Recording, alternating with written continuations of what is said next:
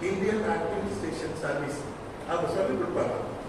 இப்படிதான் பார்லிமெண்ட்ல பேசணும், இப்படிதான் சட்டத்தை ஏற்கணும், இவ்வளவுதான் பணம் இருக்குது, இவ்வளவுதான் நீங்க வரி போடணும், இதுக்கு மேல போடக்கூடாது, இதுக்கு கீழே போடக்கூடாது, எல்லாமே இந்த ஐஏஎஸ் ஆபீசர் தான் சொல்லி கொடுப்பாங்க.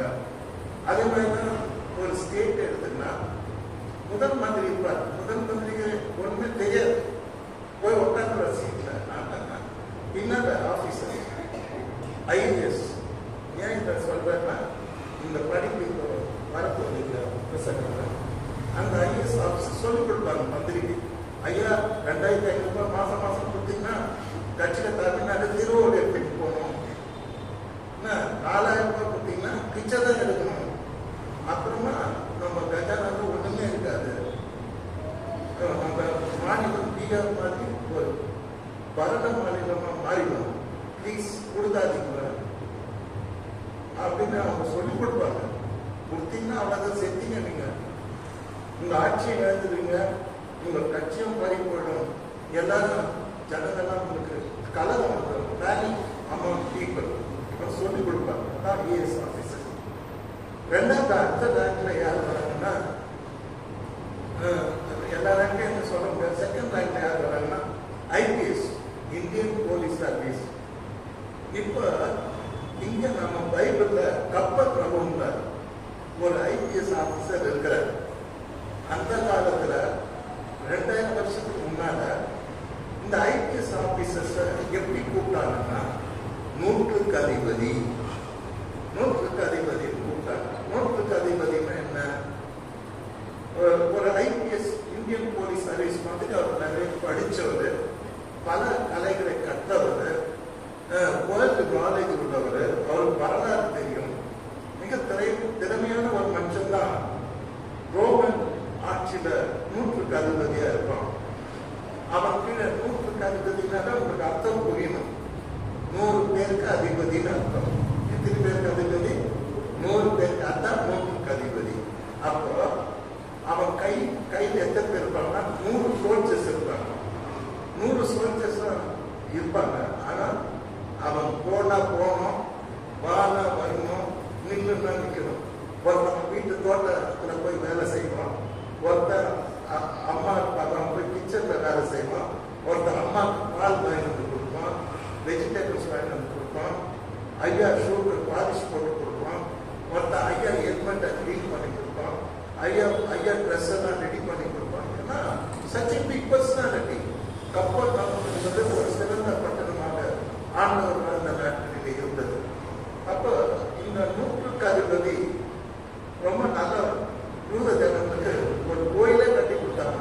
சின்னப்பா அவன் கிறிஸ்துவை நேசித்தான், தேவனை நேசித்தான். ஆனா அவன் இஸ்ரேலை அல்ல, யூத நல்லாத ஒரு புறஜாதி. He was loving God. He was following Jesus. He was believing Jesus. எப்போ ஆப்பர்ச்சுனிட்டி அவர் வாக்கு கிடைக்கும் சொல்லி he was waiting for the opportunity. ஐபிஎஸ்லாம் பவுடர் பண்ண மாட்டாங்க, அவன் காரோட்டை இறக்க மாட்டான். காரோட்டை இறக்கும் போதே ஒரு போலீஸ்காரன் கதவு திறந்து விடுவான். என்ன அவருக்கு எல்லாத்துக்கும் அவன் தான் பொறுப்பு. இப்போ இப்பேற்பட்ட ஒரு பெரிய மனிதர் அவனுக்கு ஒரு பிரச்சனை. அதாவது பிரச்சனை இல்லாத மனுஷன் யாருமே இல்லை. எப்பேற்பட்ட சீமானுக்கும் ஒரு பிரச்சனை இருக்கும். கேட்டீங்களா? பிரச்சனை இல்லாத யார் எங்க வந்துக்கிறீங்க பார்க்கலாம், கை தூக்க பார்க்கலாம், ஒருத்தர் கூட இருக்க முடியாது. கேட்டீங்களா? ஆணா இருக்கலாம், பெண்ணா இருக்கலாம், வாலிபரா இருக்கலாம், முதியவரா இருக்கலாம்,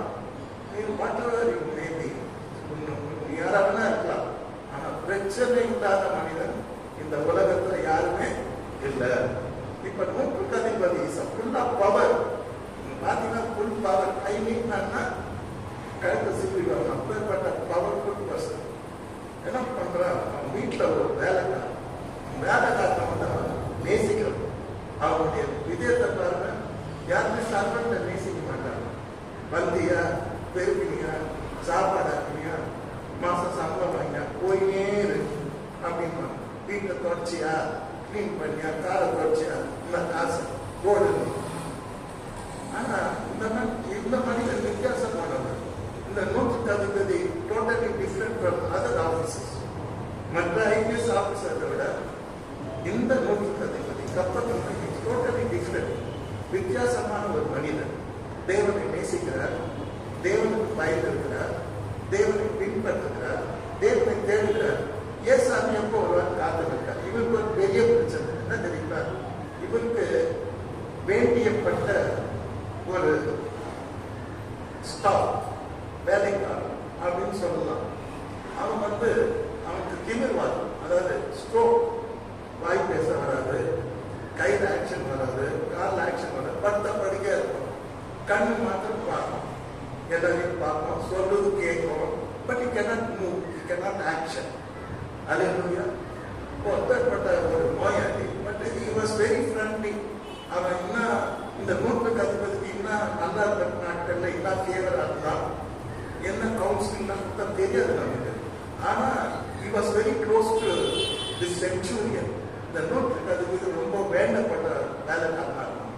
இந்த வேலைக்காரனுக்காக இந்த எஜமான் வருத்தப்படுகிறார், கவலைப்படுகிறார். மருந்தனை கொடுத்து பார்த்தார், எந்த ஹாஸ்பிட்டல் எடுத்துட்டு போய் பார்த்தார். ஆனா சுகம் கிடைக்கவே இல்லை.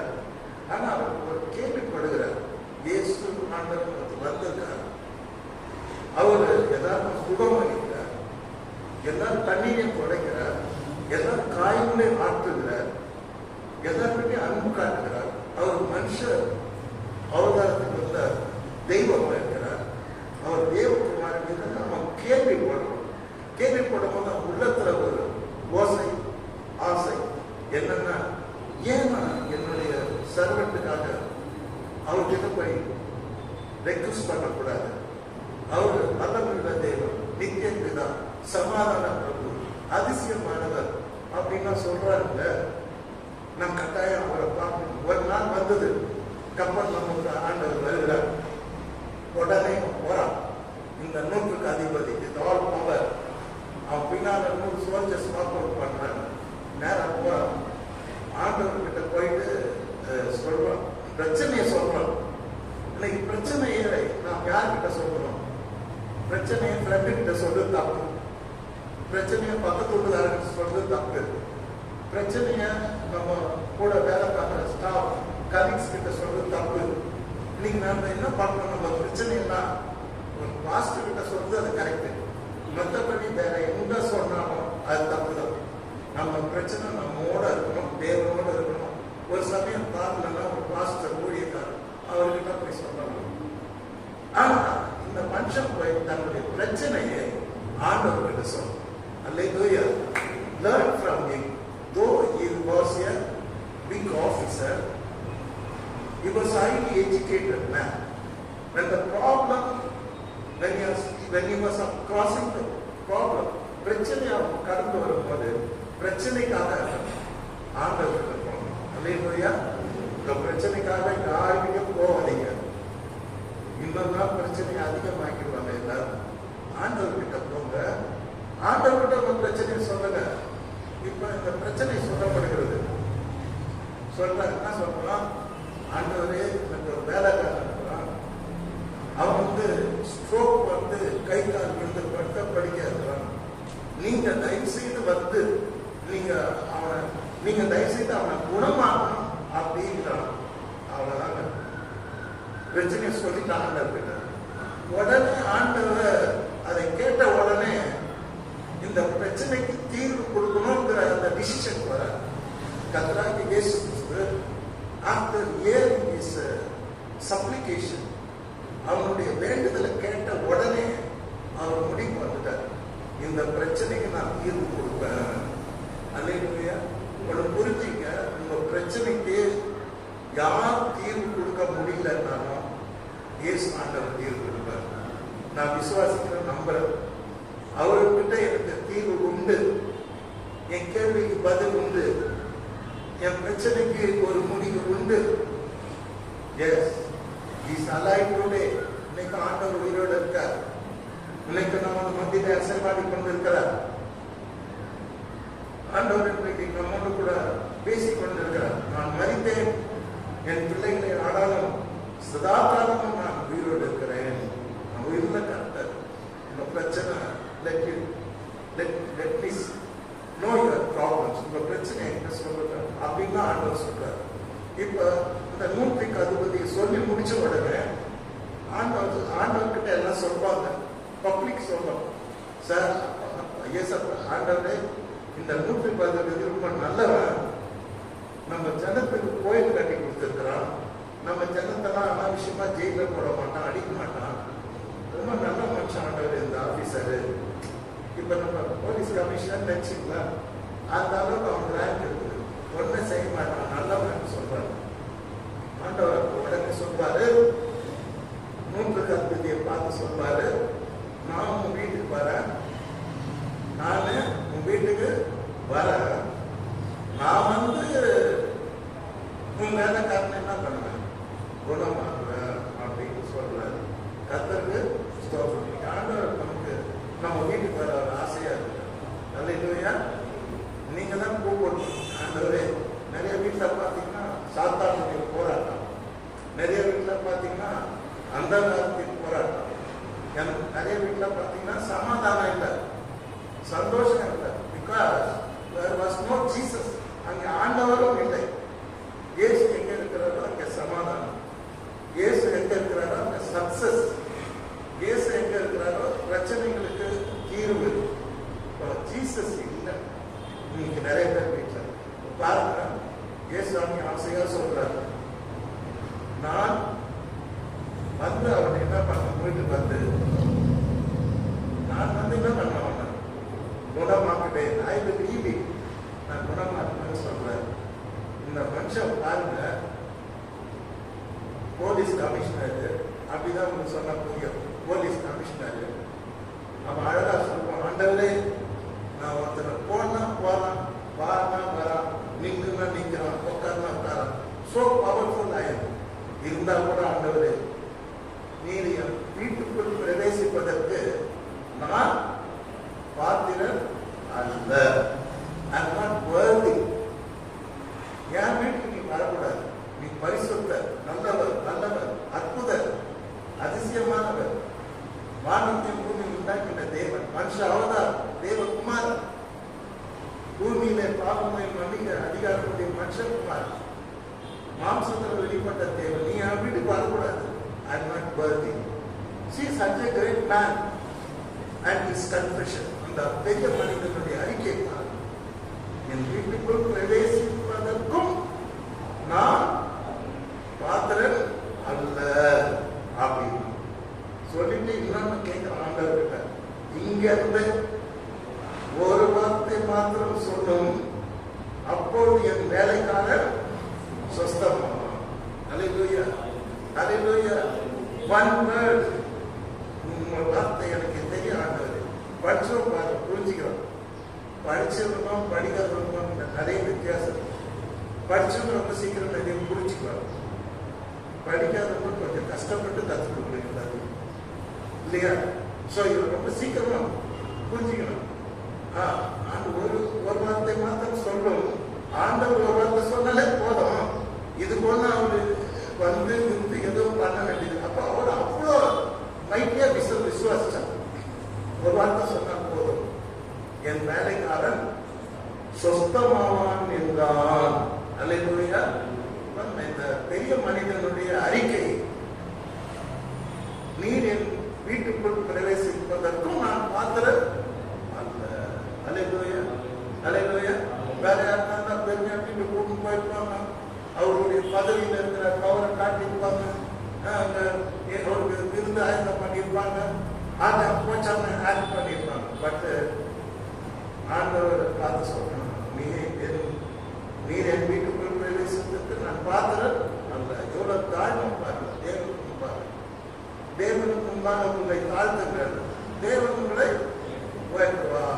ஆமா, இப்ப இந்த மனுஷன் ரொம்ப தாழ்த்திகள், ஒரு வார்த்தை கேட்கணும், ஒரே வார்த்தை. இப்ப நாம எப்படி விசுவாசிக்கிறோம் கர்த்தரை? ஜெபிக்கலாம், வேதம் வாசிக்கலாம், சபைக்கு வரலாம். How do we believe God? நாம் தேவனை எப்படி விசுவாசிக்கணும்? ஒரு வார்த்தை சொல்லணும், ஆண்டவர் போதும், எல்லாம் நடந்துடும் அப்படின்னு நம்ம நம்புறோம்னா விசுவாசி விசுவாசிக்கிறோமா? Do you believe? Do you have faith like that? இப்ப இந்த மனுஷன் சொல்றான் ஒரு வார்த்தை, நீ எப்பேற்பட்ட கடவுள், நீ ஒரு வார்த்தை சொல்லணும். ஆண்டவர் உடனே டிசைபிள் மூஞ்செல்லாம் திருப்பி பார்க்கறாங்க, 12 பேர் மூஞ்சி பார்க்கறாங்க. சுத்தி இருக்கிற மல்டிடியூட்ஸ் தான் என்ன முடியாது, எல்லாரையும் பார்க்கிறாரு. பார்த்துட்டு சொல்றாரு, இஸ்ரவேலுக்குள்ளும் இப்பேற்பட்ட விசுவாசத்தை நான் பார்த்ததில்லை. நீங்க தான் என் பிள்ளைங்க, என் ஜனம், என் இனம். என்ன உங்களுக்குள்ள நான் இப்பேற்பட்ட விசுவாசத்தை பார்த்ததில்லை. இவன் வந்து ஒரு புறஜாதி, தேவனை அறியாத ஒரு மனுஷன், ரோமன். புரியுது?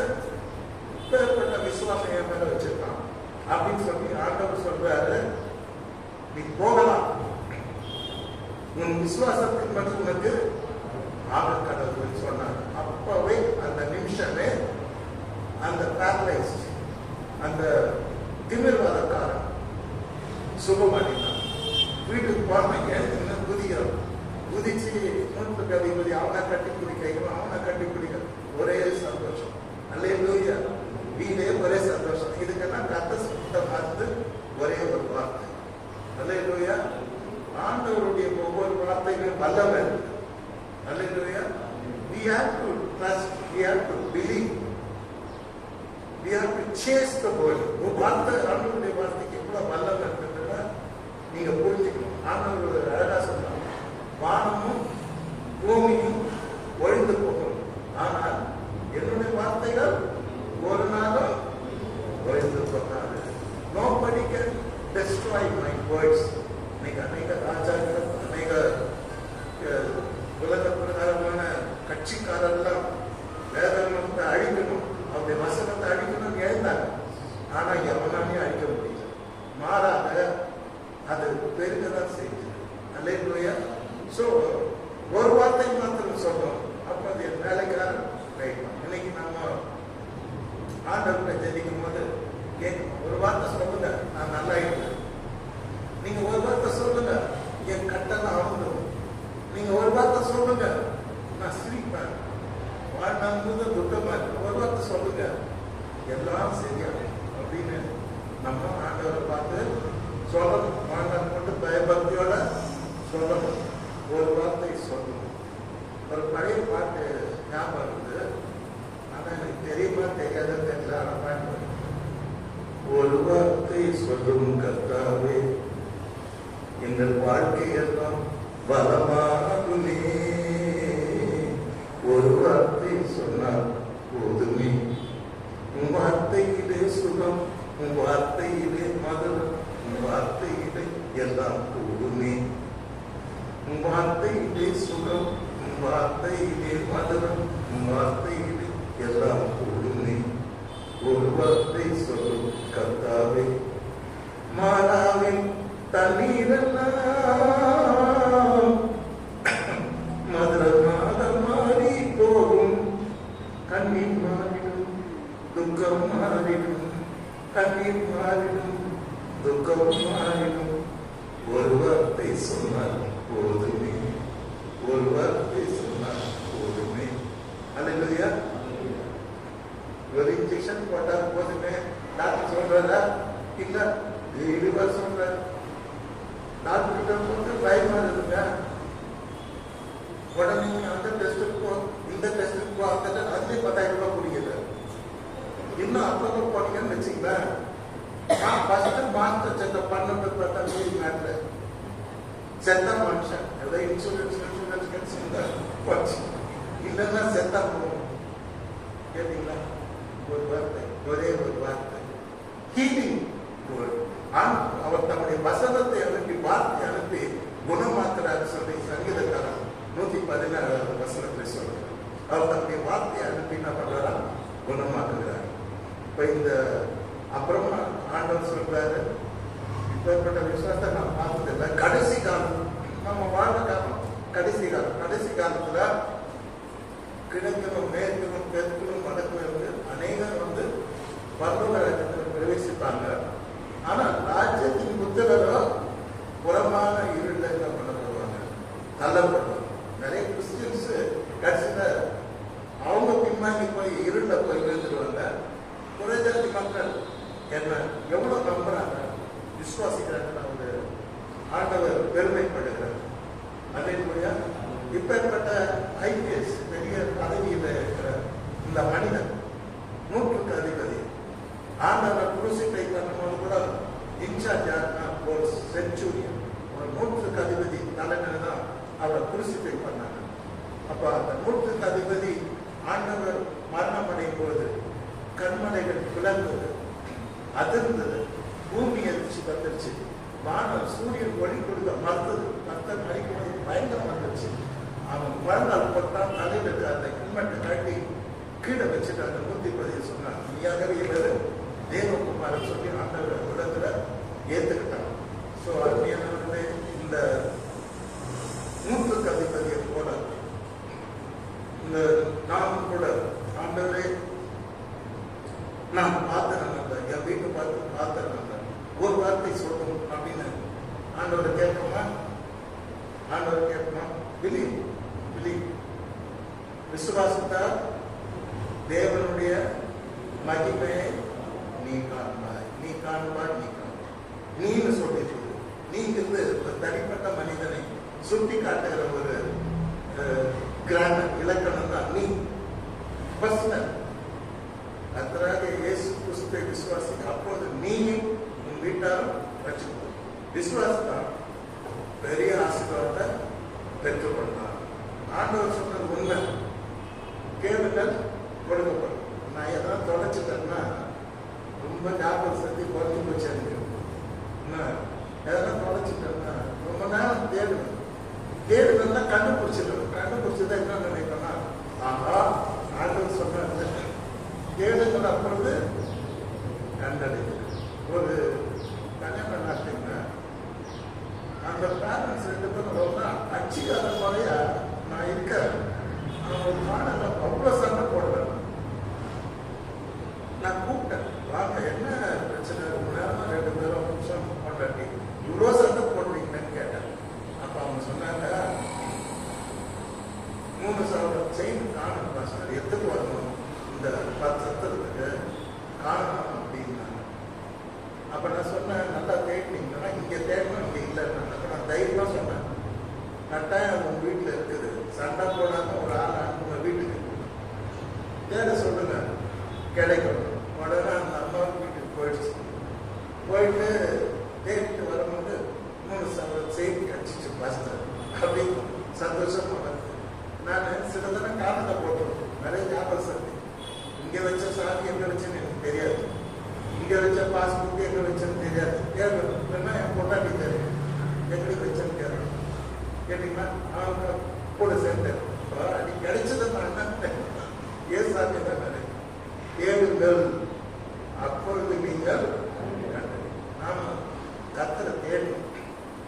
அவரை தேடினா அவரை கண்டடைய சமயத்திலே அவரை தேடுங்கள், கண்டடைய கேளுங்கள். அப்பொழுது உங்களுக்கு இது வந்து கேம் இல்லை, it is not a play, it is not a game, it is a reality. இதெல்லாம் உண்மை, சத்தியம். ஆண்டவரை கேட்கும்போது கொடுப்பேன். இந்த 100 அதிபதி பாருங்க, நான் பெரிய ஆளு, யாரை விட்டு இறங்க மாட்டாங்க. கர்த்தர் அவங்க முழங்கால் போட்டாங்க. கர்த்தர்னால வந்து அந்த சோல்ஜர்ஸ், அந்த 100 அதிபதி யூனிஃபார்மோட வந்து அவன் முழங்கால் போட்டான். அந்த ஒரு இதில் பார்த்த வீடியோவில் முழங்கால் போட்டு ஆண்டவர் கிட்ட முழங்கால் போட்டு அப்படியே பயபக்தியோட கெஞ்சும். ஒரு வார்த்தை சொல்லணும், இந்த பிரச்சனை சரியாயிடும் சொல்லணும். இங்க பார்க்கும்போது இந்த 5வது மனிதன் நான் ஆதரவு நாம ஆண்டவர்கிட்ட போகும்போது நம்மை பெருமையாக்கி தாழ்த்தி, ஆண்டவரை நான் ஒன்றும் இல்லை, in front of you I am nothing but help me Lord. ஒரு வார்த்தை சொல்லுங்க போதும். நம்ம ஜெபிக்க கற்றுக்கணும். இவங்கிட்ட இருந்து நம்ம கற்றுக்கணும். கற்றுக்கணுங்களை ஆசைப்படுவார்கள். I want to go fast. 6வது மனிதனை பார்க்கின்றோம். 6வது மனிதன் யாரு? The great man. ஏசாமிக்கு வந்து பிஃபோரா உலகத்தில் ஊழியம், வல்லமையான ஊழியம் செய்த மனிதன். அவர் யாருன்னா யோவான் ஸ்நானகன். அவரு பிரசங்கத்தை கேட்டு அந்த உலகமே ரட்சிக்கப்பட்டது. ஈவன் போலீஸ்காரர் கோச்சேவர் எல்லாமே வந்து நாம என்ன செய்யணும்னு கேட்கிறாங்க. அவரு டைரக்டா அடிப்பார். உங்க சம்பளம் போதல் இருந்தால் லஞ்சமா மாட்டாதீங்க, பணம் திரும்ப ஞானஸ்தானம் எடுத்துக்காரு, பாவனுக்கு நிறைய ஞானஸ்தானம் கொடுப்பார். அந்த டைம்ல பாத்தீங்கன்னாக்கா ஏசுசாமி வருவார். யோவான் ஸ்நானகன் வந்து சொல்றாரு, நீங்க எனக்கு ஞானஸ்தானம் கொடுப்பாரு. ஆமா, பயந்துக்கணும். ஏன் பயந்துக்கணும்? அவர் தான் ஜலத்தினாலும் ஆவியினாலும் ஞானஸ்தானம் கொடுக்கிறவர். இவர் தான் உலகத்தின் பாவத்தை சுமந்து இருக்கிற தேவாட்டி. இவர் தான் உலகத்தின் ஒளி, உலகத்தின் வெளிச்சம், ஜீவொளி. எந்த மனுஷனையும் பிரகாசிக்க ஒளி. நல்லா தெரியும், மனுஷாவதாரமாக இருந்த தேவன் நமக்கு தெரியும். ஏன்னா அவன் கர்த்தருக்கு முன்பாக வந்து அவர் வழி ஆயத்தப்பட்டார். பயந்துட்டார். ஐயோ ஆண்டவரே,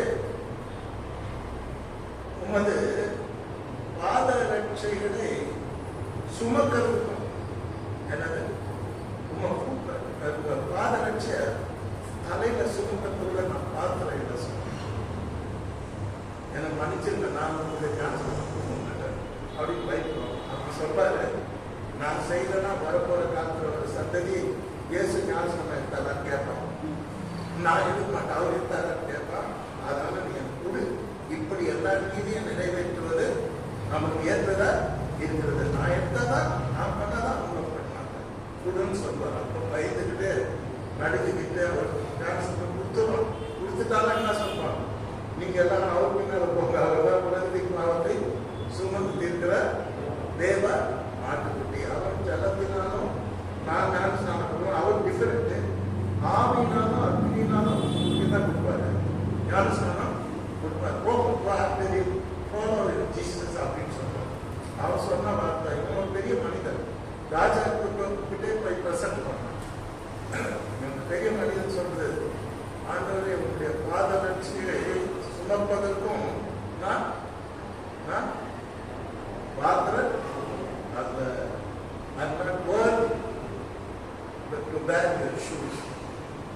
பாத ரட்சியை சுமக்கிறது நான் பாத்திரம் அப்படின்னு சொல்லி ரொம்ப கஷ்டப்படுவார், பயப்படுவார். இன்னைக்கு நமக்கு தேவன் முன்னால நமக்கு ஒரு பயம் இருக்கும். தேவன் இருக்கிறார், தேவன் ஆளுகை செய்கிறார், முன்னால நமக்கு ஒரு பயம். கொஞ்சம் எவ்வளவு பயம் இருக்கு பார்த்தீங்கன்னா. ஆனால் பார்த்தீங்கன்னா யோவான் ஸ்நானகன் வந்து நீதிமான். தாயின் கர்ப்பத்துல இருக்கும் போது அந்த 10 மாசத்திலேயே அந்த 6வது 7வது மாசத்துலேயே கர்த்தர் பரிசுத்தாவில நிரப்பினார். கர்ப்பத்திலே பரிசுத்தாவினால் நிரப்பப்பட்ட ஒரே மனிதன் யாரு? யோவான் ஸ்நானகன். Great person. Those days he was unique and incomparable. யாருக்கு பரிசுத்தவானும் நினைச்சு பேச முடியாத ஒரு மனிதன். தாய் கர்ப்பத்தில் இருக்கும் போதே பரிசுத்தாவினால் நிரப்பப்பட்ட ஒரு வித்தியாசமான வினோதமான ஒரு மனுஷனாக அவர் இருந்தார். அப்பேற்பட்ட பரிசுத்தவான் சொல்றார், உங்களுடைய பாத ரட்சிக்கிறார் சுமப்பதற்கும் நான் பாத்திரம். அது எவ்வளவு தாழ்மை பார்த்தீங்களா? தாழ்மை பார்த்தீங்கன்னா how much he humbles in front of God. ஆண்டவர்கள் எப்படி தாழ்த்துறோம் பார்த்தீங்களா? அருமையான ரொம்ப நேரம் ஆயிடுச்சு. நீதி பாடத்தை நாம் தொடர்ந்து படிக்கிறோம். I continue this. இன்னைக்கு நாம் இவங்க கையில் இன்னைக்கு பார்த்த படிச்ச இந்த பாடத்தில் வந்து நாம் நம்மை தாழ்த்தி செடிக்கு கற்றுக்கொள்வோம். அல்லேலூயா. ஆண்டவரே ஒரு வார்த்தை சொல்லுங்க, என் வீடு பார்க்க பார்த்தேன் சொல்லி புகழ்பெற்ற அந்த ஹைலி எஜுகேட்டட் பர்சன் சொல்ற மாதிரியும், புகழ்பெற்ற மனிதன் சொல்ற மாதிரியும், யோவான் ஸ்நானகன் மாதிரியும், யோபு மாதிரியும், ஆபிரகாம் மாதிரியும், ஏசாயா தீர்க்கதரிசி மாதிரியும் நாம் இன்னைக்கு தேவன் கூட பேசலாம். அல்லேலூயா. என்ன போல யாருன்னு சொன்னீங்கன்னு வச்சுங்க, அப்படி சொன்னவங்க கடவுள் என்ன பண்ணாரு?